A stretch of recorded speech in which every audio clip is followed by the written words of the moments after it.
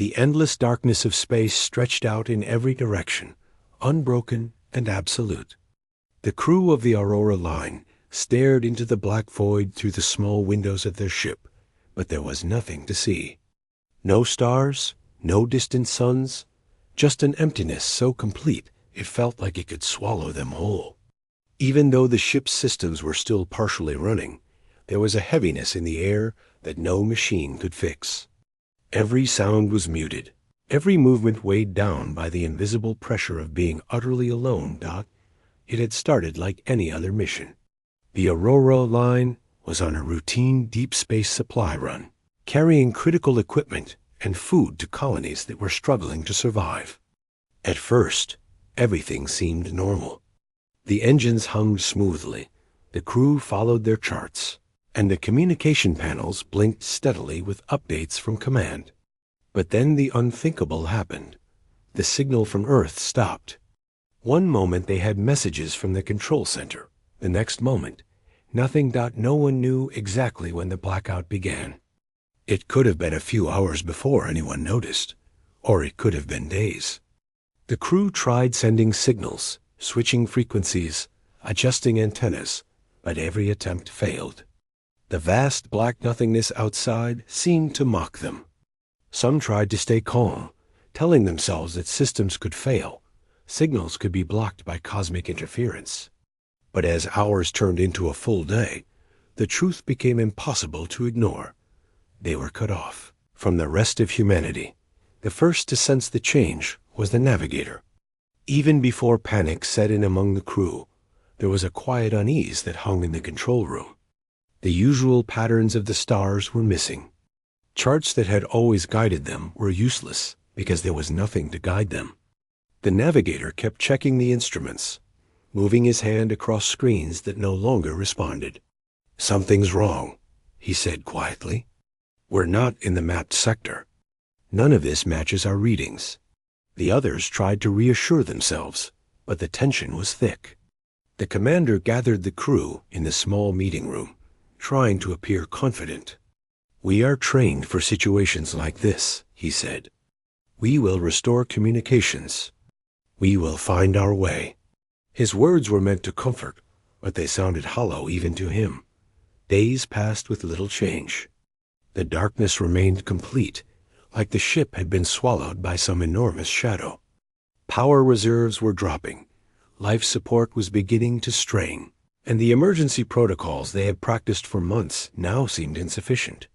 The crew started to ration air and food, not in preparation for a planned pause, but because they feared they might run out before rescue arrived. Every beep and whir of the failing systems reminded them of how precarious their situation was. Sleep became a luxury. Crew members took turns monitoring the instruments, eyes red and tired from staring at screens that showed nothing but meaningless readings. Some sat in silence, staring into the dark, hoping to see a faint glimmer, a distant light, anything that would remind them there was still a world outside this void. Others paced the narrow corridors, muttering to themselves or speaking quietly to their neighbors about plans that seemed increasingly impossible. Despite the despair, small moments of human resilience surfaced. One crew member, responsible for maintaining the ship's environmental systems, worked tirelessly to keep oxygen flowing evenly to every cabin. Another started keeping a journal, writing down thoughts and sketches of the stars as they had seen them in previous missions, even if they were no longer visible. These acts, small as they were, gave the others a thread of hope, a reminder that they were still human, still alive. By the third day, the mood on the ship had shifted from anxious anticipation to quiet resignation. Many crew members had stopped trying to communicate with Earth, their efforts replaced by silent acceptance. They began to whisper among themselves about the inevitability of being lost forever. Some quietly said goodbye to the people they loved, speaking messages into small recorders they hoped might survive even if they did not, even as hopelessness settled over the Aurora line. The crew clung to routine as tightly as they could. Every shift, every check, Every log entry became a ritual, a way to anchor themselves in a reality that felt increasingly unreal. Meals were eaten in silence, equipment was inspected repeatedly, and emergency drills were performed mechanically, as if the act of moving, of doing something, could stave off the darkness that pressed in around them. And yet, in the deepest moments of despair, there were sparks of defiance. The ship's youngest crew member, who had joined the mission only a few months prior, refused to believe they were truly alone. He would pace the observation deck, pressing his hands against the thick glass, staring into the black void as though sheer will could bring light to it. "We're not lost," he whispered to himself. "We have to find a way. We will find a way."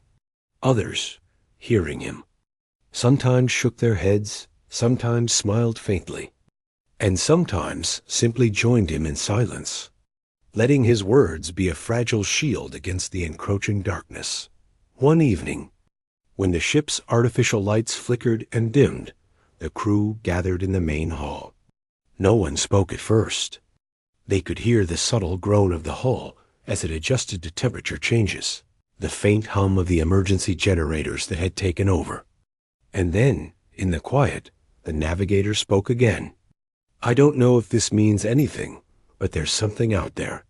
Something moving." At first, the others laughed softly, trying to mask the fear behind forced smiles. Movement? In this void?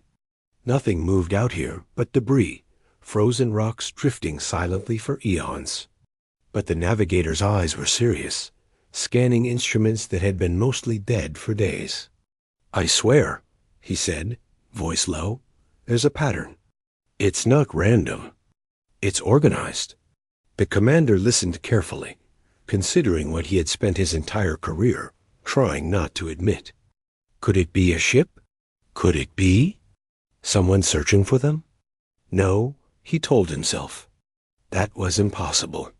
They had been alone for too long, too far from any known traffic. And yet, a seed of hope had been planted, faint but undeniable. Night, or what passed for night in a ship without day, and night fell again. The crew returned to their stations, their routines, their rituals, clinging to the smallest fragments of comfort.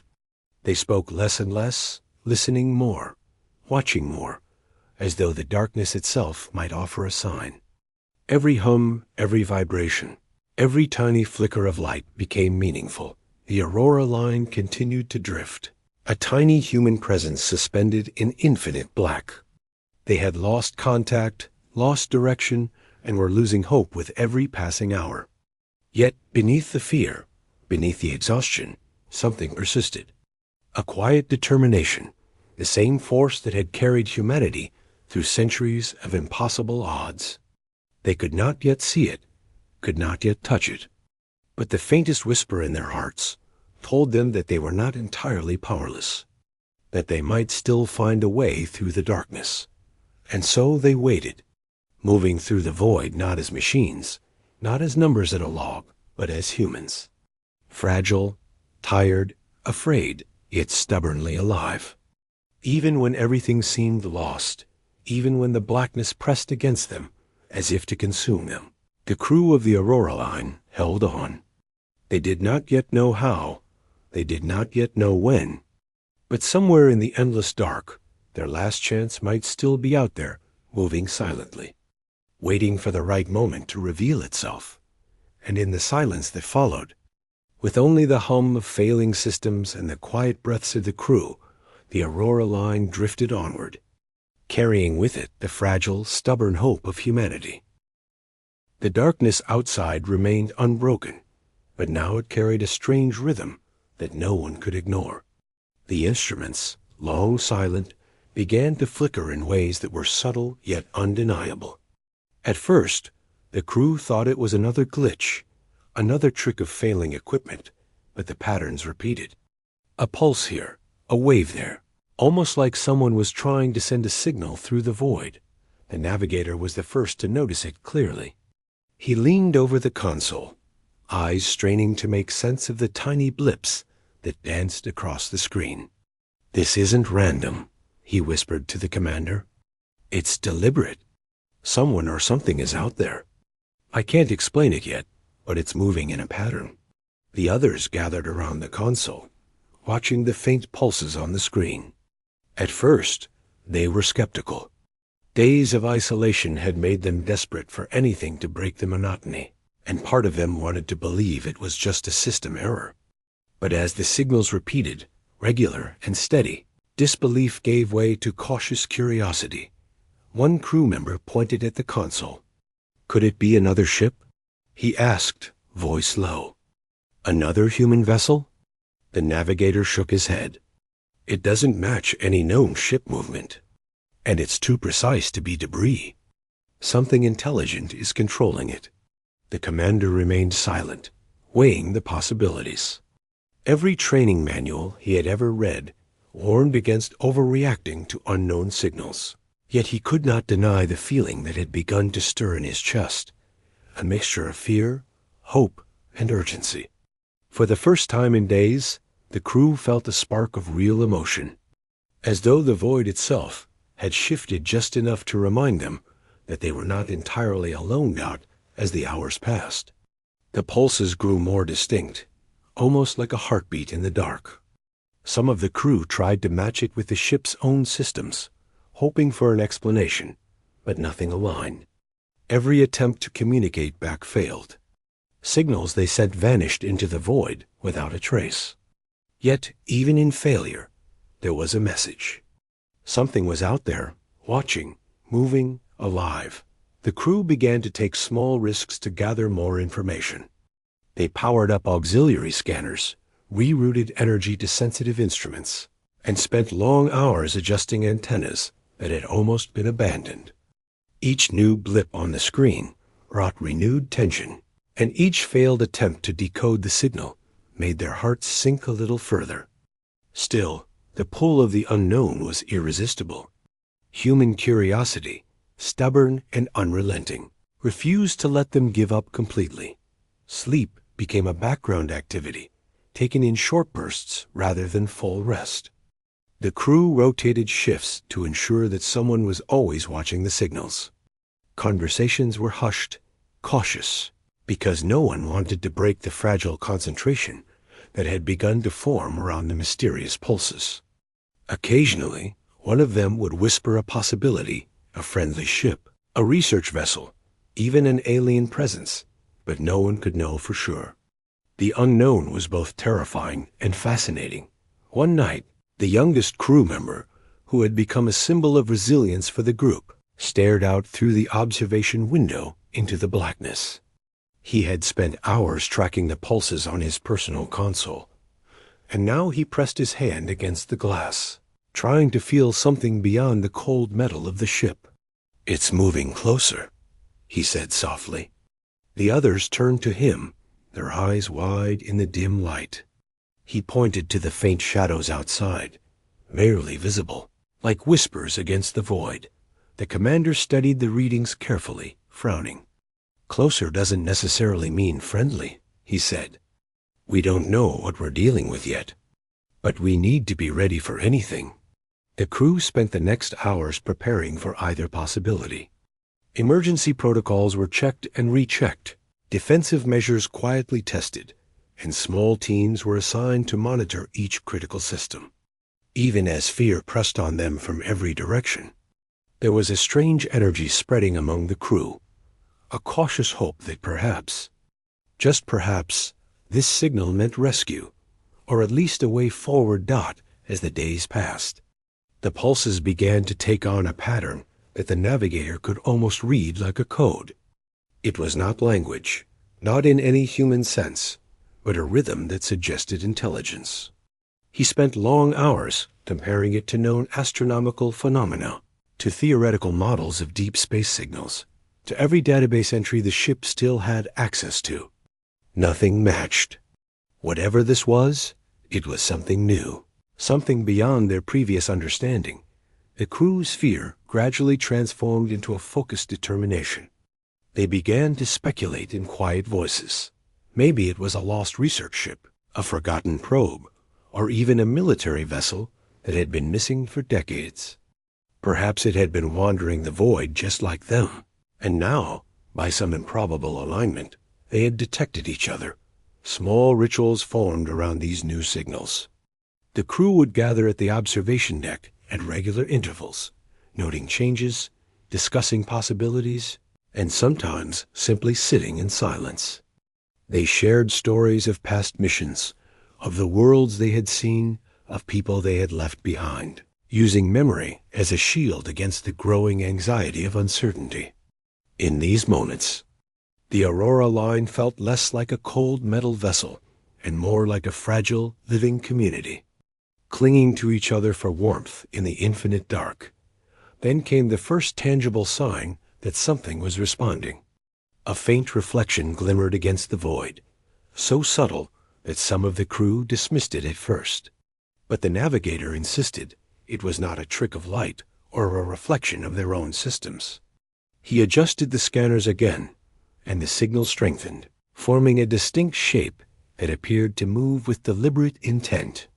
The crew gathered in awe, holding their breath as the silhouette slowly became visible. It was enormous, far larger than any ship they had ever encountered. Its shape was unlike anything in the human fleet, sleek and angular, yet solid and imposing. Even in the dim, distant light, the presence of the vessel filled the observation deck with a sense of scale that was almost impossible to comprehend. The crew exchanged glances, each reading the same mixture of fear, disbelief, and wonder in the other's eyes. The commander stepped closer to the navigator. "Can we identify it?" he asked, voice tense. The navigator shook his head. "No, but it's definitely moving toward us. And it's maintaining a constant course. It's aware we're here." For the first time in days, the crew felt a pulse of excitement alongside the fear. The unknown had revealed itself, and with it, a chance, perhaps their last chance. They began to make preparations, not just for survival, but for contact. Every system was checked, every scanner recalibrated, every emergency protocol reviewed. They could not yet know whether the approaching ship would help them, ignore them, or pose a threat. But they could act with intention, rather than simply drift in despair. As the massive silhouette drew nearer, faint signals began to appear on their instruments. Not words, not coordinates, but subtle pulses that suggested awareness. The crew listened intently, trying to interpret what the signals meant, their minds stretching to comprehend something entirely new. Hours passed, and the distance closed imperceptibly. The black void now punctuated by the presence of something alive, something real, something capable of altering the course of their fate. Even in this moment, the human element remained central. Crew members comforted one another, exchanged reassurances, shared silent prayers, and even joked quietly to keep panic at bay. In the face of the unknown, their humanity, the very thing that had brought them to the stars, was what kept them grounded. Every pulse, every flicker on the console, every shadow in the observation deck was interpreted through the lens of their experience, their instincts, and their will to survive. By the end of the day, the approaching presence was close enough that the ship's external sensors could begin to define its shape in more detail. It was a warship, clearly, but not one from their current records. Its construction suggested decades of technology, some of it familiar, some far beyond what the Aurora line had ever encountered. And yet, it moved with purpose, not aggression. The crew could feel the weight of its intention through the instruments, a subtle signal that said, without words, "We know you are here." The mood on the Aurora line shifted again. Fear had not disappeared, but it had evolved into something more complex: anticipation. They had been lost, isolated, and on the brink of despair, but now, for the first time in days, a chance for rescue existed. A chance that humanity's stubborn determination, its refusal to surrender, even in the face of absolute darkness, might be rewarded. And so, in the endless black, the crew waited. They watched. They listened. Every heartbeat, every breath, every faint signal from the approaching ship became a lifeline. They had no certainty of what would come next. But for the first time since the blackout began, hope was no longer a fragile spark. It was real, tangible, and within reach. The Aurora line drifted on, a tiny human presence in the infinite void, but now one that had been noticed. The signals were more than pulses, they were a promise. And somewhere in the darkness, the vast, silent warship moved steadily closer, carrying with it the possibility that humanity's last chance had finally arrived. The darkness around the Aurora line felt heavier now, as if the void itself had noticed the approaching presence. The crew had seen the faint outline of the warship on their instruments, and the initial wonder had given way to a tense focus. Every system, every sensor, every control panel became a lifeline, and the crew treated it with careful reverence. It was a strange feeling, this mixture of awe and fear. Something massive, alive in a sense they could not yet define, was moving deliberately toward them. They were no longer alone, but that did not make them safe. The ship's engines shivered intermittently as minor systems started to fail under the stress of isolation and lack of maintenance. The crew scrambled to keep everything running. Small. Alarms rang out across the Aurora line, each one a reminder that time was short. The oxygen filtration system showed signs of strain. The power distribution modules flickered, and the environmental controls grew less stable. The commander moved from station to station, issuing quick instructions and helping wherever hands were needed. There was no time for panic. Only action mattered. As they worked, a subtle vibration traveled through the ship, something they had not felt before. It was faint but unmistakable, like the distant rumble of a massive engine. The navigator's face went pale as he realized what it could mean. "It's close," he said quietly, almost to himself. "Much closer than we expected, and it's huge. Bigger than any ship I've ever tracked." The crew gathered in the observation deck, eyes glued to the instruments and the viewport. There it was, the warship, immense and silent, moving with a precision that was almost unnatural. Its hull glinted faintly as distant light reflected off its surface, revealing edges and angles that no human vessel of their knowledge could match. It was a machine of war, yes, but not a simple one. It seemed intelligent. It adjusted its course subtly, almost as if it could feel the Aurora line, as if it could measure their readiness, their fear, their desperation. For a moment, none of them spoke. The youngest crew member, who had become their unofficial morale anchor, pressed his hands against the glass and whispered, "It's real. It's really real." His voice carried a mixture of awe and disbelief. The others nodded silently, understanding that hope and fear could coexist, and that survival often depended on recognizing both. The warship continued to approach, but the signals they had been monitoring now became more complex. They were no longer simple pulses. They had rhythm, structure, and even subtle variations that suggested intelligence trying to communicate. The crew tried to respond, sending out automated signals in the patterns they had observed, but nothing came back immediately. It was frustrating, exhausting, and yet mesmerizing. Every moment spent in observation was a chance to learn, to adapt, and to prepare for whatever came next. Meanwhile, the Aurora line's systems became increasingly unstable. A coolant leak was detected in the secondary engine, threatening to overheat the main power core. Alarms blared sporadically as the life support units strained under the extra load. Crew members moved quickly, methodically, working in pairs to repair, adjust, and stabilize. Every small success was celebrated quietly, every minor failure met with calm urgency. They were human, fragile, and limited, yet they refused to give in to despair. The tension was not just technical, it was emotional. Isolation had pushed them to the edge, and the sudden appearance of the warship amplified every fear. Some crew members began to doubt whether the ship was a threat. Could it be hostile? Could it destroy them with a single strike?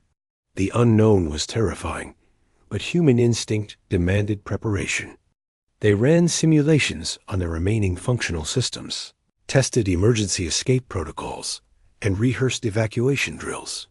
Even though the chances of success were slim, the act of preparing gave them a measure of control in a situation that was otherwise uncontrollable.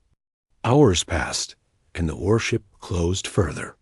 Its sheer size now dominated the screens, its sensors clearly tracking the Aurora Line's every movement. The crew noticed subtle changes. The pulses on their instruments were no longer random, no longer distant. They seemed to respond to the crew's own signals, almost like a dialogue in code. The navigator, with a mixture of disbelief and determination, tried to match the pattern, hoping to establish contact before the unknown became a threat. Suddenly, a system-wide alert blared. A micrometeorite had struck one of the external sensor arrays, causing minor but critical damage. Sparks flew from a console as the crew scrambled to isolate the faulty circuits. The commander barked instructions, moving quickly among them. "Focus! We cannot lose these instruments now. We need to know what it's doing." The damage was patched temporarily, but the incident left the crew shaken. It was a sharp reminder that they were not just dealing with an unknown presence, but with the unforgiving nature of deep space itself. Every movement, every adjustment, every decision carried weight. And yet, amidst the tension and fear, a strange sense of wonder persisted. The warship, massive and mysterious, loomed as both a threat and a beacon, its presence altering the very air of the Aurora Line. Late in the ship's cycle, when the fatigue of constant vigilance pressed hardest, the navigator noticed a subtle change in the signal pattern. There was a pause, almost imperceptible, as if the warship itself had stopped to observe them. Then, slowly, a response came. It was not words, not language, but a series of pulses, deliberate and structured. The crew gathered around, trying to interpret it. They realized that the pattern matched some of the sequences they had been sending out. Someone or something was acknowledging their presence. The mood shifted again, cautiously. Fear remained, but hope strengthened. They had been acknowledged. The warship was not indifferent. It was aware. The implications were enormous. The crew spoke quietly among themselves, sharing theories, speculating about intentions, and even laughing softly at the absurdity of the situation. After days of isolation and despair, this small acknowledgment felt monumental. The commander, maintaining his composure, reminded the crew to stay focused. "This is not over," he said. "We do not know if it is friendly, if it will help us, or if it will destroy us. But we do know it is aware. That gives us a chance." His words, though measured, carried hope that resonated through the crew. They returned to their stations, eyes scanning instruments, hands ready to act, minds sharp despite exhaustion. As the hours dragged on, the warship moved closer still. Its shape became clearer, and for the first time, the crew could see signs of design and purpose in its construction. It was a warship, yes, but unlike any they had ever studied. Its hull bore markings that hinted at age, history, and battles fought long before their time. Yet it moved with precision and intent, almost as if it were alive in a way that machines were not meant to be. The Aurora Line drifted in response, maintaining stability while trying to signal back. The crew worked in shifts, continuously monitoring the patterns, adjusting transmissions, and documenting everything. Every small observation was valuable. Every subtle change in the pulses was analyzed. They could not yet understand the warship's motives, but they were learning to interpret its presence in real time. Meanwhile, the ship's internal systems continued to deteriorate. A power fluctuation forced the crew to divert energy from non-essential systems to life support. The temperature fluctuated slightly in the cabins, and fatigue pressed harder with every passing hour. Yet, The human will to survive never wavered. Even in exhaustion, the crew's focus remained sharp. Every action, no matter how small, carried the weight of survival. And then, as if sensing their efforts, the warship changed its trajectory subtly. Not aggressively, not threateningly, but deliberately, moving in a pattern that mirrored the Aurora Line's own maneuvers. The crew exchanged glances, a mixture of relief and renewed tension washing over them. It was a response, a signal that could only mean one thing. They had been noticed, and the warship was engaging with them on some level. The realization hit slowly, but with full force. They were no longer completely alone. The black void that had threatened to swallow them was now shared with something vast, powerful, and deliberate. For the first time in days, the crew felt a tangible connection to the outside world. They could not yet see safety. They could not yet touch hope, but they could feel it. The warship's presence was a lifeline, a sign that humanity's last chance was approaching. Even if it remained just out of reach. In the observation deck, the youngest crew member whispered again, eyes wide. "It's not here to destroy us. I think it wants to help." Others nodded silently, understanding the cautious optimism in his voice. They could not act on hope alone, but they could prepare for it. And that preparation gave them strength. And so, in the endless black, the Aurora Line continued to drift, guided by human determination and the faint signals of a massive, intelligent presence. Fear remained, uncertainty lingered, and the void pressed against them from every direction. But the crew held on. Each pulse from the approaching warship became a thread of possibility, weaving a fragile connection between despair and survival, darkness and light. In those moments, the crew of the Aurora Line understood something essential. Even in the void, even when hope seemed lost, human will, courage, and the refusal to surrender could still create a bridge to something greater. And some would.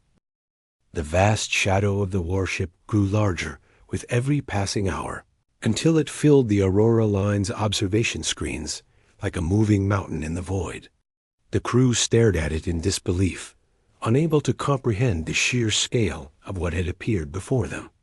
They had spent days drifting in hopeless darkness, cut off from Earth, isolated and scared.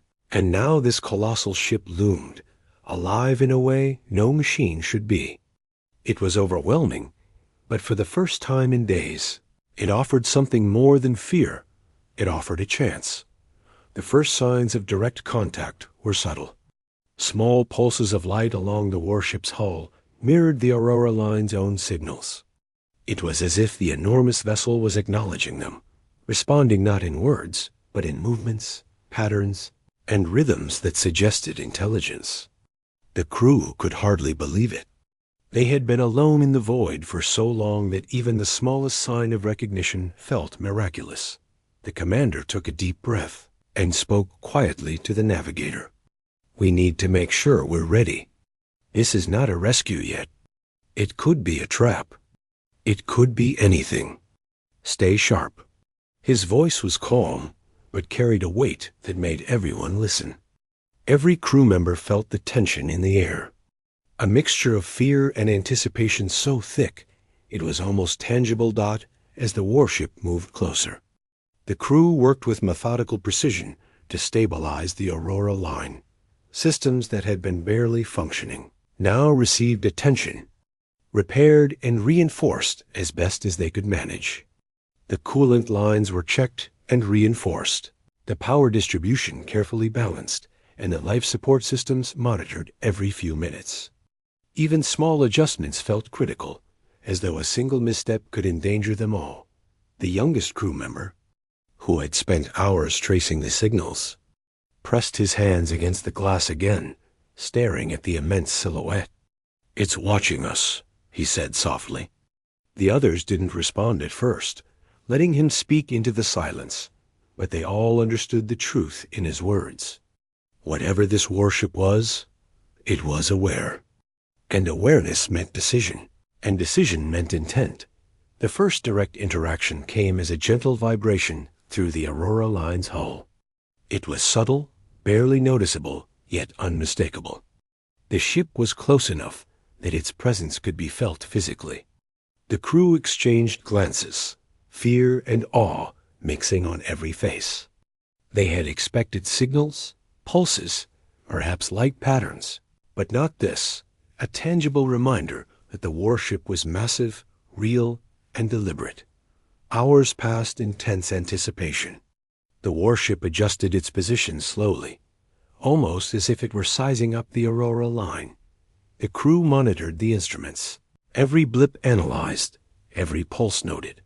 Some began to speculate in hushed voices. Maybe it was a lost human vessel, a prototype from decades ago, wandering the void for reasons unknown. Others whispered theories that seemed more fantastical. Perhaps it was some new technology, some unknown civilization observing humanity. No one had answers, only speculation. Suddenly, a new set of signals appeared on the screens. Unlike the previous pulses, these were larger, structured, and rhythmic. The navigator leaned closer, analyzing patterns that almost resembled communication. "It's deliberate," he said. "It's sending something. I don't know what it means yet, but it's definitely trying to reach us." The crew gathered around the console, excitement and fear mingling in equal measure. They tried to respond using the same patterns, transmitting pulses back and forth, hoping to create a rhythm, a dialogue, anything to signal that they were ready and willing to communicate. Each transmission was met with a mirrored pulse, a subtle confirmation that they were being observed and acknowledged. Meanwhile, the Aurora Line's systems continued to struggle under the pressure of isolation. The engines shivered, minor malfunctions appeared in the control panels, and the temperature fluctuated slightly in the crew quarters. Each alarm was a reminder that their ship, fragile and human-made, was no match for the void. Yet the crew did not panic. They moved with precision, repairing what they could, reinforcing what they could not. Their focus sharpened by the presence of the massive warship. Time seemed to stretch endlessly. The void outside remained black and silent, except for the faint outline of the approaching ship and the rhythmic pulses that flowed between them. For the first time since their mission had begun, the crew felt a tangible connection to something beyond themselves. It was not a rescue, not yet, but it was acknowledgement. And acknowledgement was enough to keep hope alive.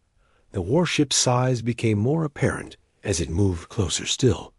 Its hull reflected faint light from distant stars, revealing intricate designs, panels, and structures that suggested decades of construction and repair. It was not just a machine.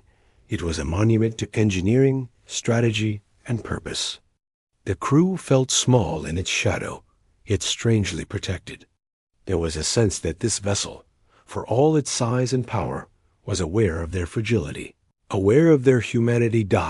Then came the moment that changed everything. A small section of the warship opened, not violently, not aggressively, but gently, like a hand extending an invitation. The crew stared, mouths dry, hearts pounding. The shape of the opening was precise, deliberate, almost impossible to comprehend. It was as if the warship itself had decided to make the first move, to bridge the infinite distance between fear and trust. The commander gathered the crew. "Stay calm," he said firmly. "Observe, but do not act rashly. This could be our only chance to understand it." The crew nodded, every muscle tense, every mind alert. They watched as a faint light emerged from the warship, bathing the Aurora line in a soft glow. The vibration in the hull increased slightly, a signal that could be felt but not heard. A reminder that this was no longer theory, this was real contact. The youngest crew member pressed a hand to the glass again, whispering, It's trying to communicate." Others joined him, placing hands on the observation deck panels, feeling the vibrations, the subtle pulses, the almost heartbeat of the massive ship. It was overwhelming, yet grounding. They were human, fragile, and alive, and for the first time in days, they felt a sense of purpose beyond survival. The pulses began to form a pattern that the navigator could almost interpret. It was not language, not in any human sense, but it carried meaning, movement, intention, awareness. Every crew member leaned in, watching, listening with their minds, hearts racing as the unknown slowly unfolded before them. They were participants in something beyond their understanding, yet fully present, fully human, and fully alive. Hours turned into a day. The warship maintained its position nearby, neither advancing aggressively nor retreating. The crew of the Aurora line continued to respond to the signals, each pulse a tentative step toward understanding. They worked tirelessly, analyzing, recording, and repeating transmissions, learning to interpret the patterns and rhythms that carried intent. Meanwhile, the ship's internal systems required constant attention. Minor leaks, fluctuating power levels, and failing circuits demanded continuous repairs. The crew moved as a team, their human determination stronger than the fatigue pressing against them. Even small successes, restoring a circuit, stabilizing life support, or correcting a power fluctuation, felt monumental. They were proving their resilience in the face of isolation and the unknown. The warship's approach remained steady, deliberate, yet never threatening. Its sheer presence conveyed power, experience, and intelligence.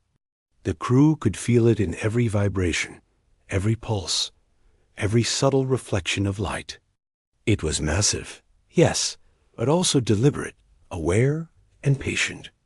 For the first time since their isolation began, the crew felt that survival was possible. By the end of the second day, a tentative rhythm had been established between the two ships.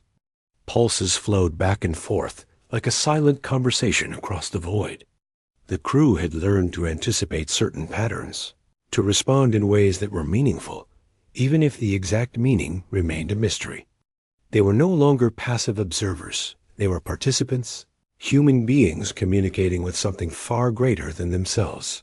And through it all, the human element remained central. Crew members comforted one another, shared stories to calm nerves, and supported each other during moments of exhaustion. The bond that had formed through isolation, fear, and now wonder grew stronger. Every pulse from the warship was a thread that tied them together, a reminder that survival was not just a matter of systems and technology, but of courage, resilience, and human connection. In the endless darkness, the Aurora line and the warship hovered, a fragile dance between the known and the unknown. Fear remained, but hope had taken root. The crew understood that they were part of something extraordinary, something beyond comprehension, and that their actions mattered. Every signal sent, every system repaired, every breath taken was a statement of human will, and so they waited, prepared, and watched. The warship was close now, its presence undeniable, its intelligence apparent. The Aurora line, fragile and human, had survived the darkest days, faced the unknown, and had been acknowledged by a presence far greater than themselves. The crew could not yet see what would happen next, but they could feel it, the promise of rescue, the possibility of survival, the chance to witness something remarkable. The darkness outside remained, but it no longer felt endless. The Aurora line had been found, and the human spirit, resilient and unyielding, had begun to. The warship moved closer, its massive hull now filling most of the observation screens. Every crew member of the Aurora line felt the subtle vibration as the ship's engines adjusted to maintain position near them. This was no longer a distant presence, no longer a signal in the void. They could feel its mass, its energy, its deliberate awareness pressing gently against their fragile vessel. The commander gathered the crew around the control panels. "We need to stay focused," he said calmly but firmly. "This is our chance, but it's delicate. One wrong move, and we could trigger a system failure or misinterpret its intentions. Every word carried weight. They had drifted in darkness for days, isolated and powerless, and now they had a chance to act. But careful, measured action was necessary. The first step of rescue came slowly, almost imperceptibly. Small probes were deployed from the warship, tiny machines no bigger than a human hand, moving with precision toward the Aurora line. The crew watched as the first probe approached, its movements deliberate and smooth. It scanned the ship briefly, then retracted. The instruments on the Aurora line displayed readings they had never seen before: energy signatures, structural integrity analysis, even subtle adjustments to their shields. The warship was assessing them, preparing to intervene, but it was not yet touching them directly. For the crew, the sight was both terrifying and reassuring. They had feared that the warship might be hostile, that it could destroy them with a single miscalculation.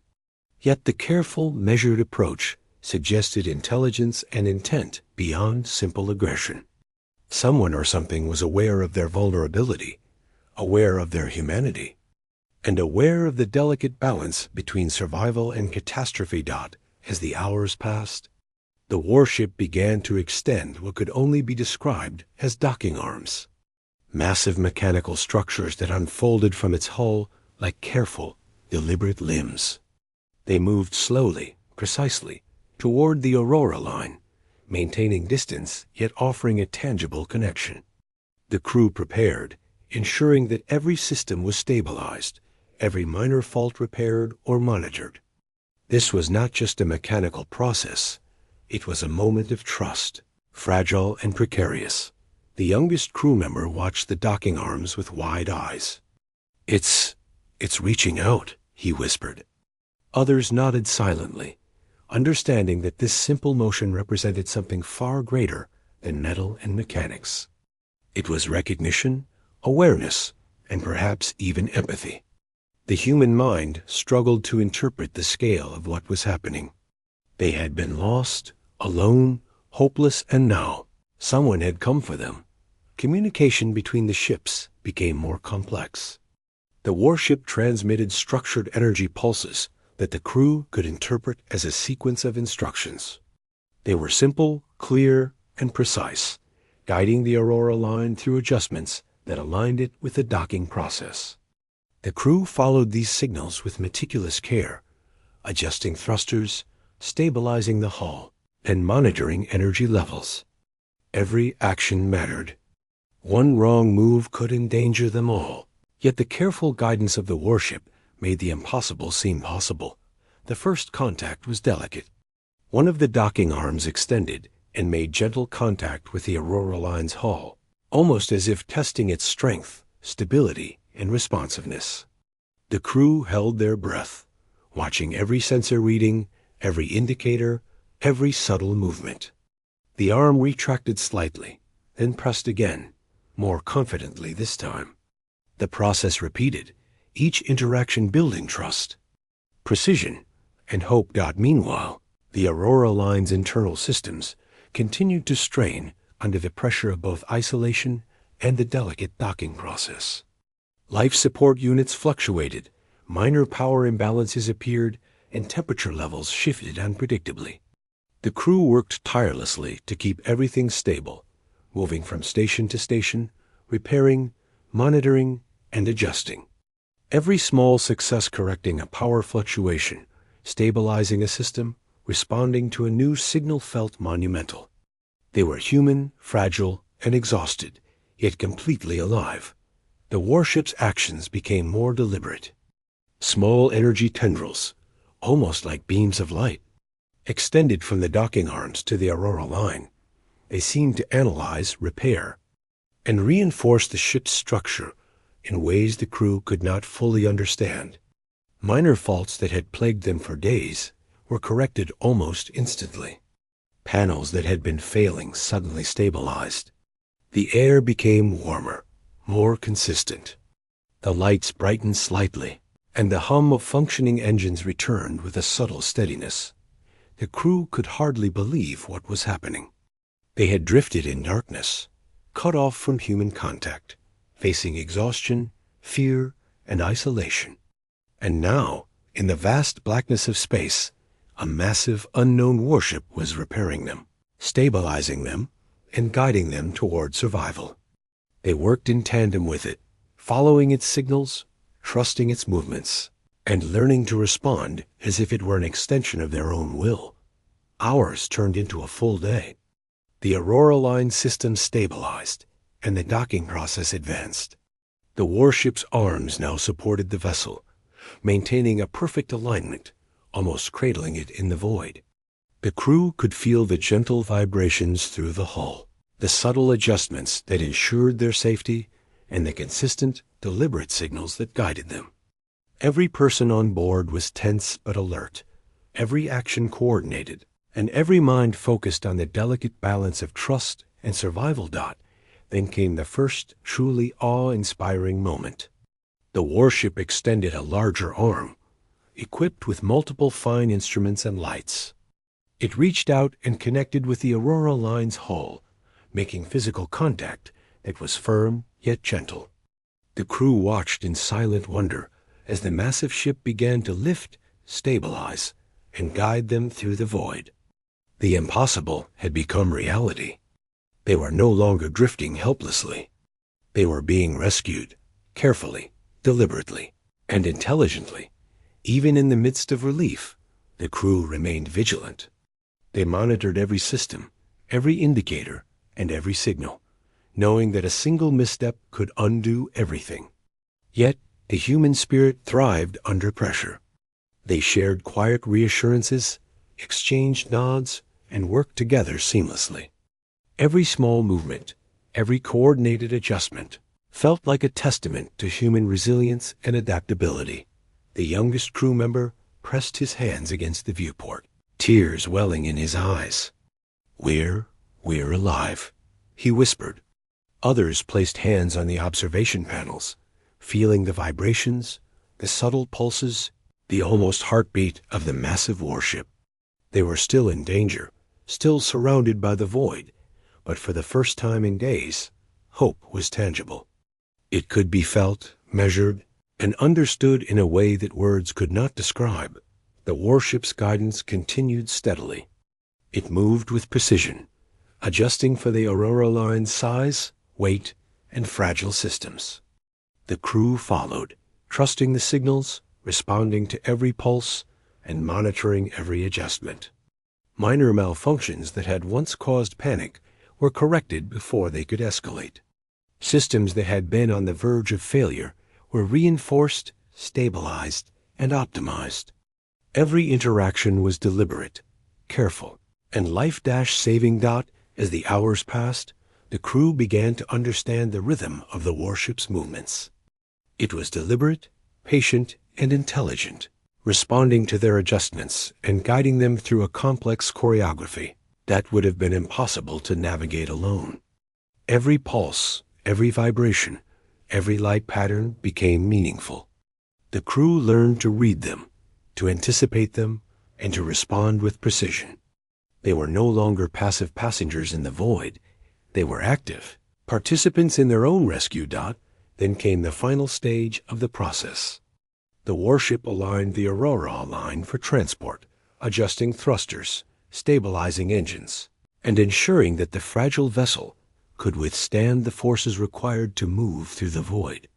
The crew held their positions, monitoring every gauge, every indicator, every subtle signal. The tension was unbearable, but it was tempered by the certainty that they were no longer alone. The massive ship was guiding them, protecting them, and ensuring their survival. With a gentle, deliberate motion, the warship began to move, carrying the Aurora line with it. The crew felt the subtle vibrations as they accelerated, guided safely through the void. The darkness outside remained, but it no longer felt endless. They were no longer isolated, no longer lost. Every pulse, every signal, every movement from the warship was a lifeline, a bridge between despair and survival, between darkness and hope. The commander allowed himself a brief smile. "We're not out of danger yet," he reminded the crew. "But we have been found." And that makes all the difference. The crew nodded silently, hearts pounding, minds alert, and spirits lifted. They were alive, guided by a presence they could not yet understand, but fully aware that survival was within reach. And so, the Aurora line moved through the void, supported by the massive, intelligent warship. Every system stabilized, every pulse monitored, and every crew member engaged. They had been lost, isolated, and desperate, but now they were connected, guided, and alive. The darkness remained, but it no longer threatened to consume them entirely. Human resilience, combined with the intelligence and precision of the warship, had created a lifeline strong enough to carry them through dot in that endless black.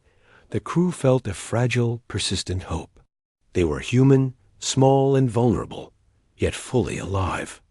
And somewhere in this, the Aurora line moved steadily, guided by the massive warship, its systems finally stable and responsive. The crew watched in awe as the immense vessel carried them through the black void with careful precision. The darkness outside had once been oppressive, endless, and terrifying, but now it seemed almost gentle, as if the warship's presence itself pushed back the fear.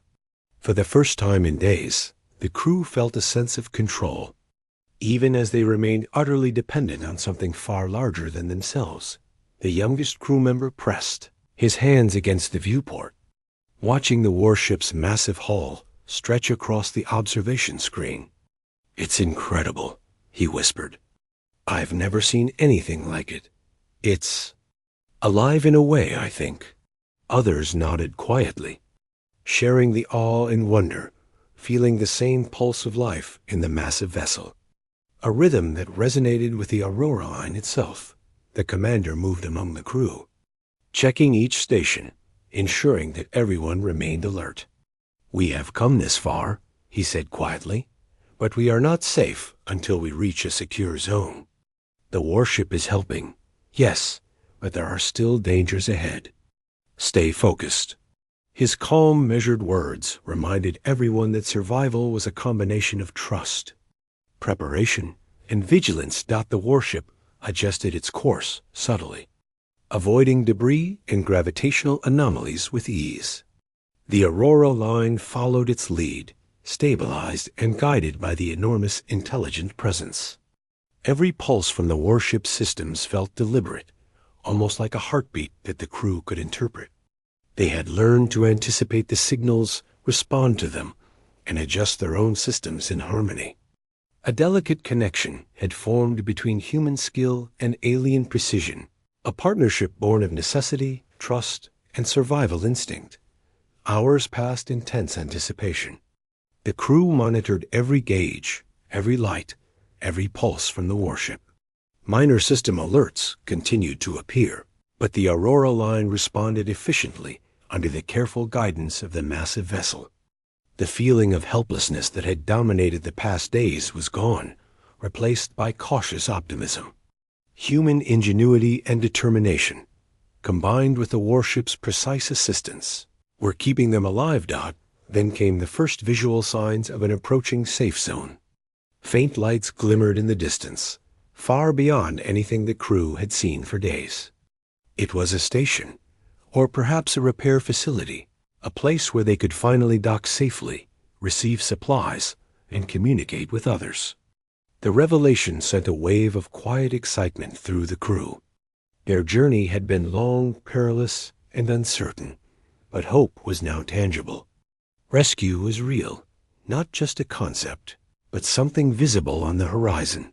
The warship's movements became more deliberate as it guided the Aurora line toward the safe zone. It adjusted the vessel's trajectory with precision, stabilizing it against microgravitational shifts and minor debris fields. The crew worked in tandem, following its guidance while monitoring the Aurora line's internal systems. Every action, every adjustment, every pulse from the warship felt like a step closer to safety. For some crew members, the experience was almost spiritual. Days of isolation, fear, and uncertainty had given way to a deep sense of connection not just to each other, but to the unknown intelligence guiding them. The warship's presence was protective, deliberate, and precise. Yet it allowed the humans to participate actively in their survival.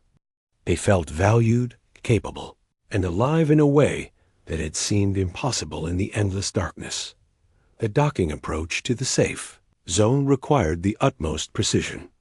The warship extended its arms once again, carefully stabilizing the Aurora line and guiding it toward the station.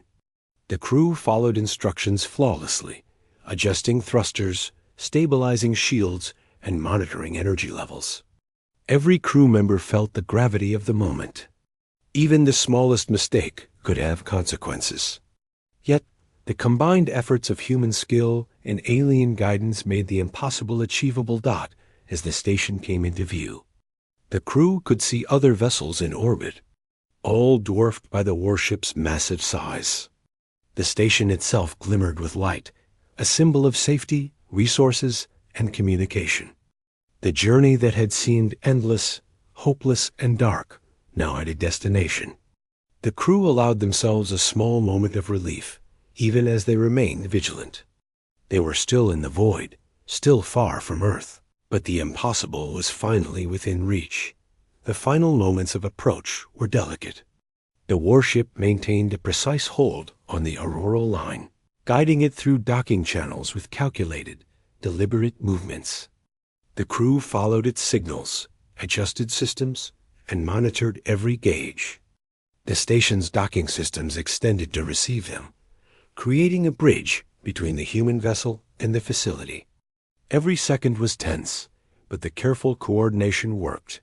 The Aurora line finally docked safely. The crew let out breaths they hadn't realized they had been holding. Relief flooded them, a mixture of exhaustion, awe, and gratitude. They had survived the endless dark, been guided by an unknown intelligence, and finally reached safety. It was a moment they would remember for the rest of their lives.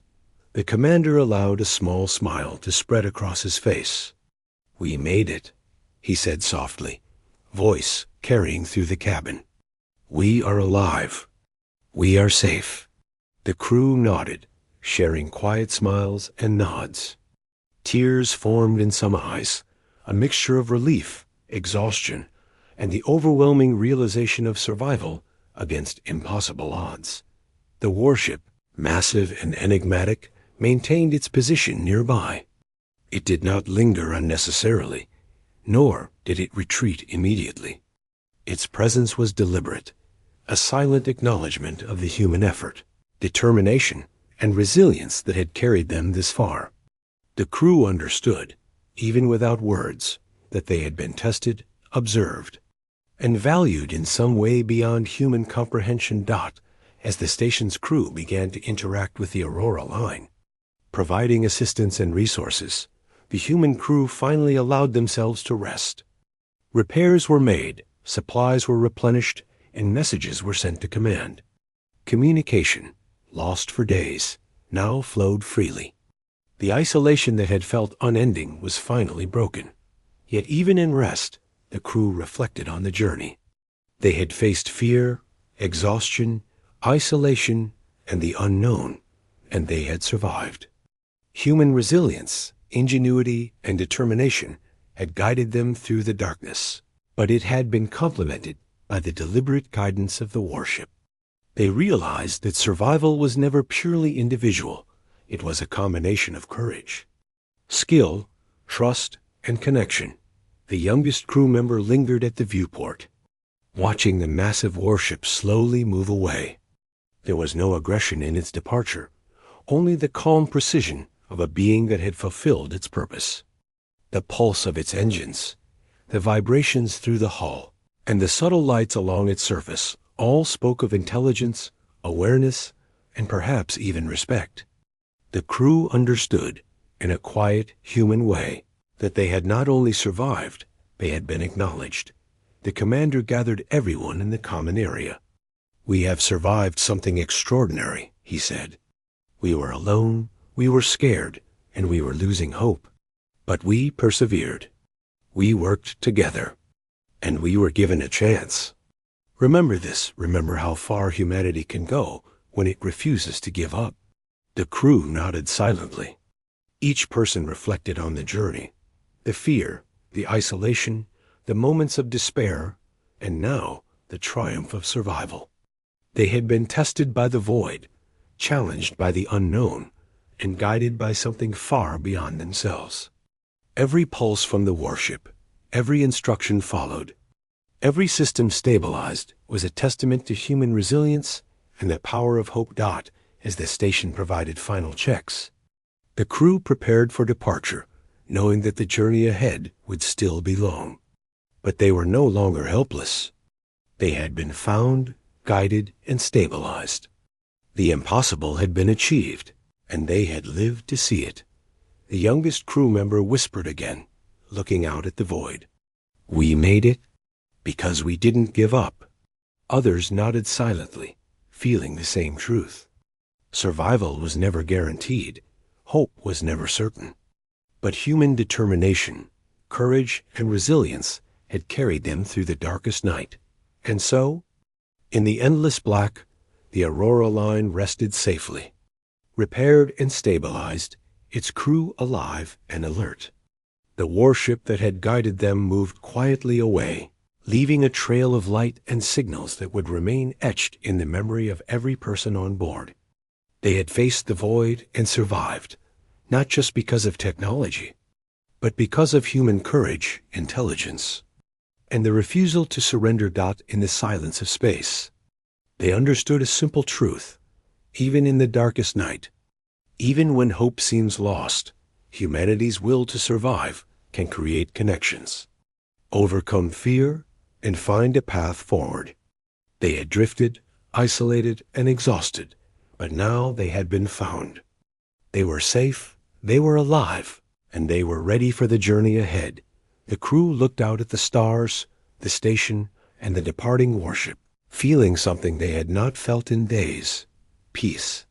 Not complete peace, for the void was still vast and unforgiving, but a quiet understanding that they had survived. That human resilience, courage, and determination were enough to carry them through even the darkest night.